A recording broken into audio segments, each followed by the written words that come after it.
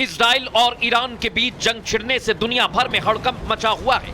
दो देशों के बीच चल रहा ये युद्ध अपना दायरा बढ़ाता दिखाई देता है, क्योंकि ना इजराइल पीछे हटने को तैयार है ना ही ईरान।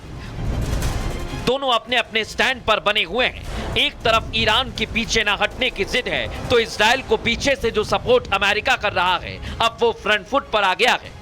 ट्रंप साफ शब्दों में कह रहे हैं कि वो कभी भी ईरान पर हमला कर सकते हैं और वो हमला ऐसा होगा जिसे पूरी दुनिया भुला नहीं पाएगी। ट्रंप का कहना है कि ईरान पर हमले का निर्णय 1 सेकंड में ले लेंगे। Like to make the final decision 1 second before it's due, because things change. I'd like to make the final decision 1 second before it's due, because things change. लेकिन अमेरिका का खुलकर इजराइल के साथ आना रूस को पसंद नहीं आ रहा है।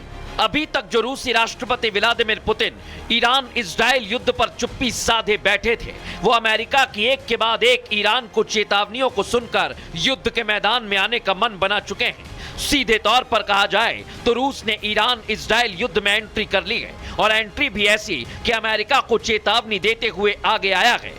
रूस अमेरिका को चेतावनी दे रहा है कि अगर उसने किसी भी प्रकार से इजराइल की ईरान के खिलाफ सैन्य मदद की, तो इसका नतीजा भुगतने के लिए उसे तैयार रहना होगा। इससे बड़ा बवाल मचेगा।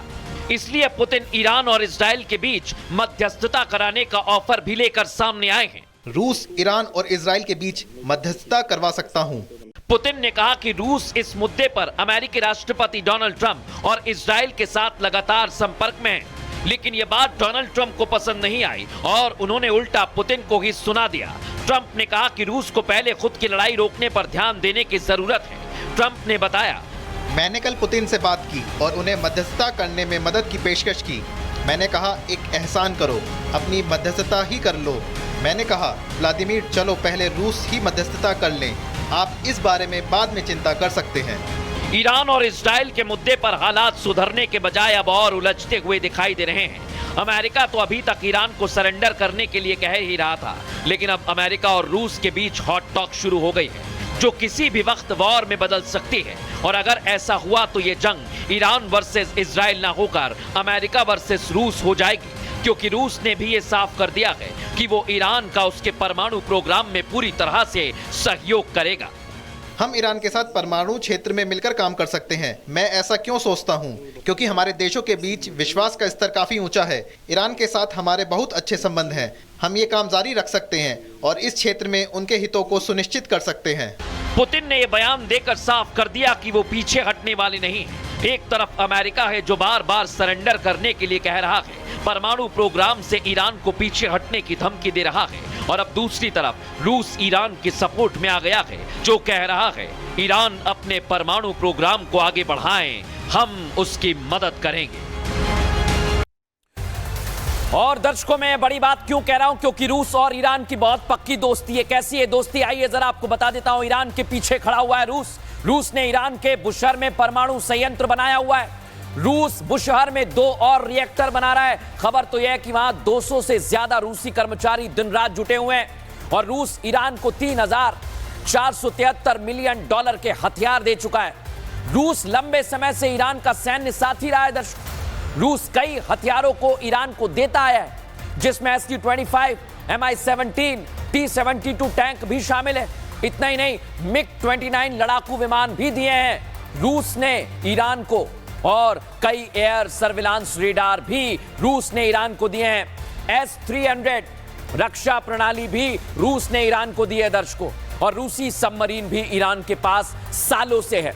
यानी रूस सीधे इस युद्ध में किसी भी क्षण आ सकता है। और इस बीच एक और खबर आ रही है, अगर रूस आएगा तो अमेरिका की क्या तैयारी बता रहा हूं आपको। मिडिल ईस्ट में US फाइटर जेट तैनात कर दिए गए। सोचिए जरा, अमेरिका पीछे हटने का नाम नहीं ले रहा है, और इसे लेकर अभी तक जो जानकारी है, अमेरिका के विनाशकारी विमान तैनात हो गए। अमेरिका ने 24 से ज्यादा विमान भेज दिए हैं। सीधा मतलब समझिए, युद्धक विमानों की तैनाती, यानी अमेरिका और ट्रंप कुछ बड़ा करने वाले हैं। अमेरिका एयर रिफ्यूलिंग टैंक भी मिडिल ईस्ट को रवाना हो गए दर्शकों। यानी मिडिल ईस्ट में मैं कह रहा हूं ना आपसे, यह युद्ध और भयंकर होगा। इससे जुड़ी हुई एक और बड़ी खबर कुछ सेकंड में आपके पास रख रहा हूं मैं। ईरान की घेराबंदी तेज कर दी अमेरिका ने। 6 देशों से अमेरिका मोर्चा खोल सकता है, आप समझिए। हाई अलर्ट पर हैं 50,000 अमेरिकी सैनिक। कम नहीं होती है यह संख्या। यानी जो आप अभी हवा में देख रहे थे दर्शकों, वो आपको जमीन पर युद्ध दिखाई देगा। दो खबरें आपको बता रहा हूं। ये आप देखिए, 50,000 सैनिक अलर्ट पर है और अमेरिका विनाशकारी विमान भी तैनात कर चुका है। यानी जमीन से लेकर आसमान तक पूरी तैयारी है ईरान को घेरने की। और एक दो नहीं, 6 देशों से अलर्ट कर रहा है।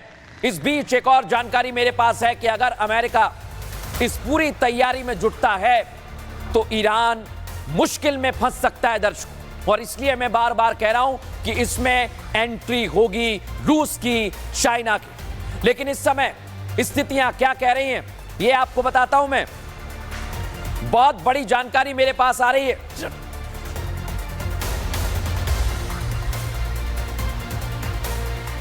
और ये तस्वीर इस समय मैं आपको बताता हूं कि आखिर हो क्या रहा है। ये देखिए आप, ईरान पर हमले के लिए पहले से ही घेराबंदी की जा रही है। कैसे दर्शकों, सऊदी अरब में फाइटर जेट और 35,000 से ज्यादा यूएस सैनिक तैनात हो गए। यूएई में क्या हो रहा है, नेवल आर्मी तैनात है, एयरफोर्स तैनात है और 3 बेस हैं जहां पर तैनाती की गई है 6,000 सैनिकों की। आप सोचिए जरा। कुवैत में क्या हो रहा है, 2 बड़े एयरक्राफ्ट कैरियर हैं, 5,000 मरीन कमांडोज हैं। आसमान से लेकर जमीन तक की तैयारी आपको बता रहा हूं। और इराक में इरबिल असद एयरबेस पर 2,000 अमेरिकी सैनिक हैं। कुल मिलाकर ये संख्या बढ़ती जा रही है क्योंकि जॉर्डन के अम्मान में 2,000 अमेरिकी सैनिकों की तैनाती है। चारों तरफ से घेरा जा रहा है दर्शकों। बहरीन में अल उबैद एयरबेस पर जेट रिफ्यूलिंग की फैसिलिटी बढ़ा दी है। यानी अगर अमेरिका कोई तैयारी कर रहा है तो वो ईरान पर भारी पड़ने वाली है दर्शकों।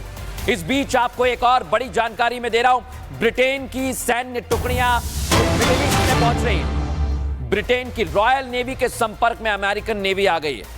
आप सोचिए, एक देश और इसमें मदद कर रहा है, ब्रिटेन।